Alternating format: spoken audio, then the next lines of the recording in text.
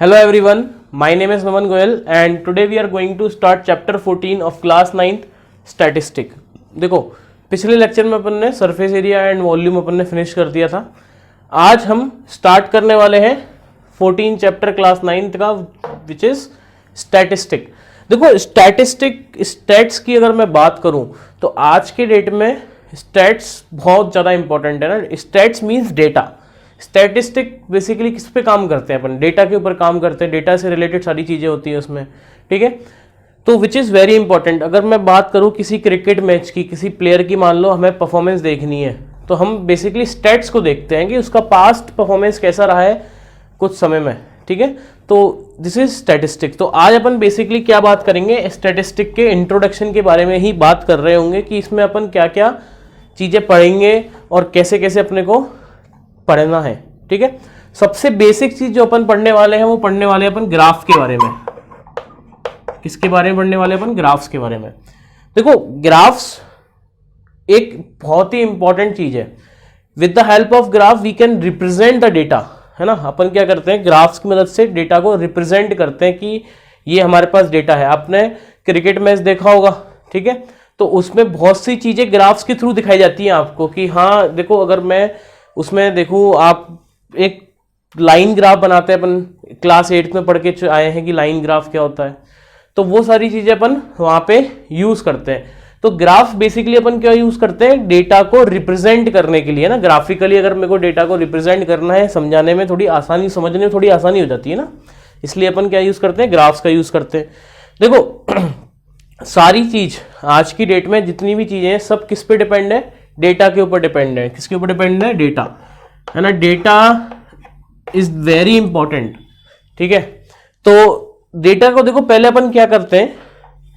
Data को अपन पहले collect करते हैं. अपन देखो हमारे पास मान लो हमारी कोई कंपनी है, तो हम पहले उस कंपनी को चलाने के लिए अपने पास डेटा को देखेंगे कि हाँ पिछले सालों में ऐसी कितनी कंपनियां खुली. जैसे हमें मान लो कोई बिजनेस करना है तो हम अपने बिजनेस को और कंपनियों के पिछले बिजनेस से कंपेयर करेंगे. तो उसके लिए हमारे पास क्या होना चाहिए? डेटा होना चाहिए. तो डेटा को सबसे पहले अपन क्या करते हैं? कलेक्ट करते हैं. तो सबसे पहली चीज अपन क्या पढ़ने वाले हैं? Collection of data. Collection of data सबसे पहले अपन ये पढ़ेंगे. इसके बाद हमने डेटा को कलेक्ट कर दिया, फिर आएगा प्रेजेंटेशन ऑफ डेटा कि हम कैसे डेटा को प्रेजेंट कर सकते हैं. तो नेक्स्ट स्टेप क्या है? Presentation of data. Presentation of data. ठीक है, और उसके बाद अपन क्या करेंगे? ग्राफिकली उसको अपन ज्योग्राफिकली अपन क्या करेंगे? उसको रिप्रेजेंट करेंगे. सो नेक्स्ट स्टेप जो आखिरी स्टेप होगी, geographically graphical representation of data. Representation of data. ठीक है, तो बेसिकली इस चैप्टर में हमें इन सब चीज के बारे में पढ़ना है. ठीक है, और एक और चीज अपन पढ़ेंगे, मेजरमेंट ऑफ सेंट्रल टेंडेंसी.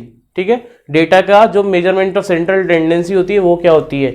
जैसे कि आपने देखा होगा कि एक प्लेयर का बैट्समैन है, उसका डेटा आपको दिखाया जाता है. प्लेयर मान लो बैटिंग करने आता है तो उसके बारे में कुछ इंफॉर्मेशन दी जाती है, तो उसमें उसका एक एवरेज लिखा हुआ होता है. तो एवरेज का मतलब क्या है? जैसे मान लो उसने 10 इनिंग्स खेली और 10 इनिंग्स में उसने कुल मान लो 150 रन बनाए, तो उसका एवरेज क्या है कि हर मैच में उसने 15 रन के आसपास बनाए होंगे. ऐसा नहीं है कि हर मैच में उसने 15 ही बनाए, किसी में उसने 50 भी बनाए होंगे, किसी में वो 0 में भी आउट हुआ होगा.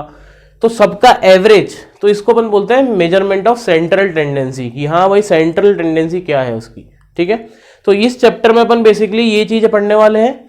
ग्राफ्स के बारे में हम पढ़ने वाले हैं. ठीक है, डेटा के बारे में हम पढ़ने वाले हैं. कलेक्शन ऑफ डेटा हमारा पहला टॉपिक रहेगा, प्रेजेंटेशन ऑफ डेटा रहेगा, और geographically representation of data. Then we are going to measurement of central tendency. और मेजरमेंट ऑफ सेंट्रल टेंडेंसी में अपने को 3 चीज पढ़नी होती है. पहली होती है मीन, अगला होता है मीडियन, और आखिरी होता है मोड. तो ये तीनों चीजों पे अपने को फोकस करना पड़ेगा इस चैप्टर में. ठीक है, तो this is all about the introduction of statistic. As I told you, statistic again is very important in our daily life, right. आज की डेट में डेटा से इंपॉर्टेंट कुछ है ही नहीं. ठीक है, तो बहुत इंपॉर्टेंट चैप्टर है.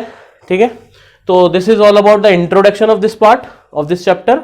ठीक है, नेक्स्ट लेक्चर में अपन स्टार्ट करेंगे कहाँ से, कलेक्शन ऑफ डेटा से। ठीक है, तो मिलते हैं नेक्स्ट लेक्चर में, जब तक के लिए पढ़ते रहे। Thank you so much.